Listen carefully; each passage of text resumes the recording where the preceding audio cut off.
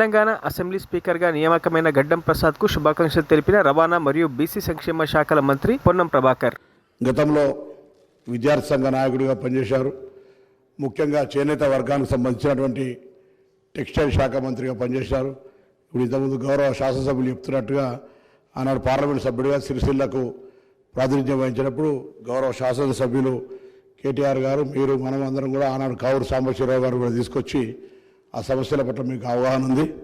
ఈరోజు కూడా ఒక బీసీ వెల్ఫేర్ మినిస్టర్గా సభలో మనందరి ఆకాంక్ష కూడా అట్టడుగు వర్గాలకు సంబంధించినటువంటి చేయూతనియాలి, వాళ్ళందరి పైకి తీసుకురావాలనే అంశం మీద మీరు కూడా ఆ వర్గాలకు సంబంధించిన ప్రతినిధిగా, వాళ్ళ సమస్యలు తెలిసిన వ్యక్తిగా తప్పకుండా సభ చర్చలో దానికి అత్యంత ప్రాధాన్యత ఇవ్వాలని, బలైన వర్గాలకు సంబంధించి కావచ్చు, దళితులు, గిరిజనులు, మైనార్టీలకు సంబంధించిన అంశాలు వచ్చినప్పుడు వాటిని కొద్దిగా సానుకూలతగా చూసి మన ప్రభుత్వం ఏ ప్రభుత్వం ఉన్నా వాటికి ఎక్కువగా న్యాయం జరిగే విధంగా మీ యొక్క సభా కార్యక్రమాలను ముందుకు సభ్యులందరూ కూడా మార్గదర్శకత్వం చేయాలని ఆకాంక్షిస్తూ, మేము ఎన్ఎస్సీఐ నాయకుడిగా ఈరోజు సభాపతి ఎదిగినటువంటి సందర్భంగా ఒక మాజీ ఎన్ఎస్సీఐ నాయకుడిగా మరొక్కసారి వ్యక్తిగతంగా కూడా హృదయపూర్వకంగా అభినందన తెలియజేస్తూ, శాసనసభాపతిగా అందరినీ కూడా మా అందరికీ రక్షకుడిగా శాసనసభ లోపల ఒక శాసనసభ్యులు 3వ తెలంగాణ శాసనసభ్యుల గౌరవాన్ని పెంపొందించే విధంగా